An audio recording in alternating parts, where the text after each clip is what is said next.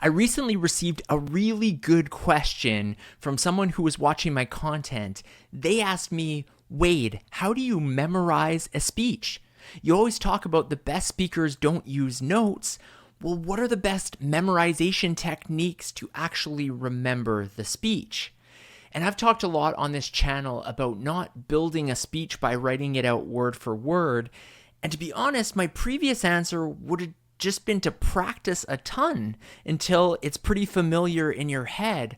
But I did some YouTube research and I came across an awesome concept, which I wanted to share because I think this can really help you memorize your next speech without using any notes at all. The credit on this one goes to Mike Michalowicz, who is an author, and I will link to the specific video because it was his idea, not mine, but I've tried this and I thought since his video is 12 years old that I came across, perhaps I could do an updated version to help all of you who might come across this video. So the idea is that when we use our memories in high school and junior high, we're taught to try to remember things in a linear or chronological fashion, but that's not the best way our brains memorize.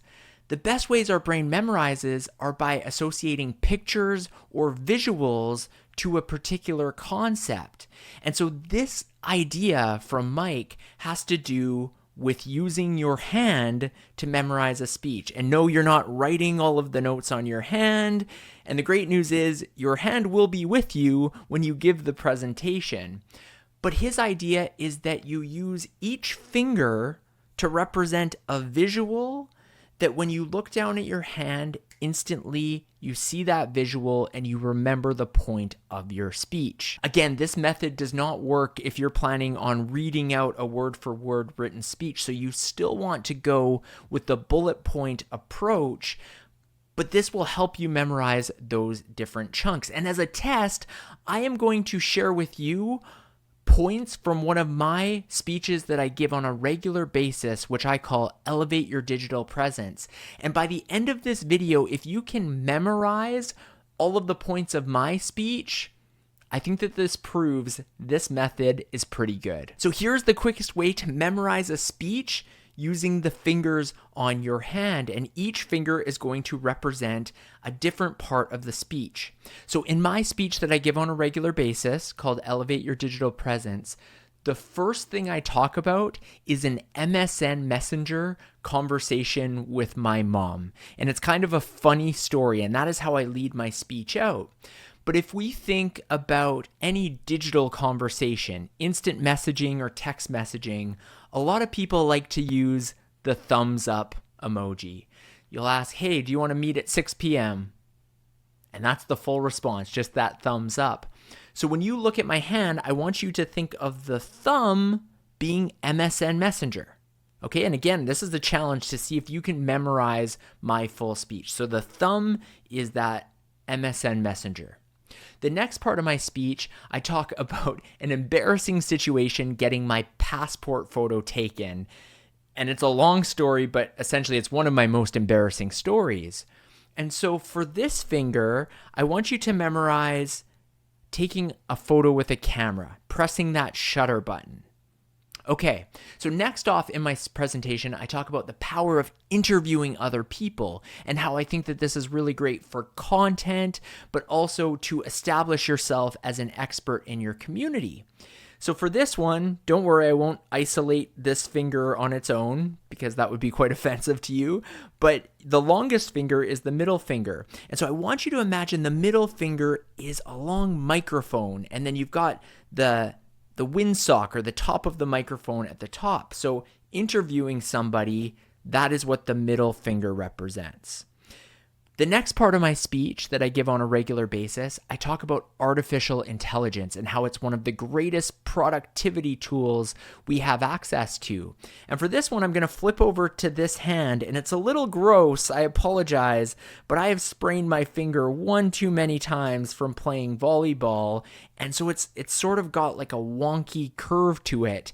And if you remember in the early days of Midjourney and some of these other AI tools, when you would try to get it to generate hands, they would be deformed, there'd be too many fingers, they would look disgusting. And so when you look at this finger of mine, I'm sorry that it's horrible to look at, but I want you to think of AI, or artificial intelligence. And then the final point of my story, or of my speech, every speech I do, I try to make it come full circle. What does that mean? A full circle speech is the first thing you mention in the speech should be the very last thing you mention as well. And this ties everything up together. For example, if you were leading a business meeting and you started with a powerful question, like, are we the disruptors or are we about to be disrupted? Then through the speech, you shared pertinent information of how earnings were doing and the current projects you're on. Then a full circle ending would be coming back to answer the question you asked in the first place. So you could say, based on Q1 earnings, based on our current projects and future projections, we continue to be the industry disruptors. And that is called full circle. And so when you see the pinky finger, I want you to think of a circle. Okay, so I'm going to test you now. What did this finger represent? What did this finger represent? What did this finger represent? How about this one? And how about this one?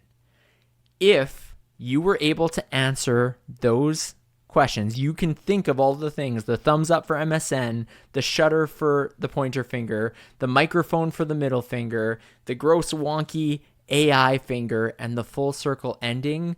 You just memorized my speech. Imagine what this can do for your next speech. I hope this video on memorizing a speech was helpful for you. Again, credit goes to Mike Michalowicz, who was the one who put out this video that I came across. It was from 12 years ago. I will link to his video in the example because he does an incredible job. I'm simply sharing that information. So check that out. If this was helpful to you, consider subscribing to my channel, turn on notifications. It's one of the best things you can do to support me and what I do. And then check out this video that's popping up on your screen right now, because I talk about how to build a speech in a way that you don't have to rely on notes. Thank you very much, and I'll catch you on the next one.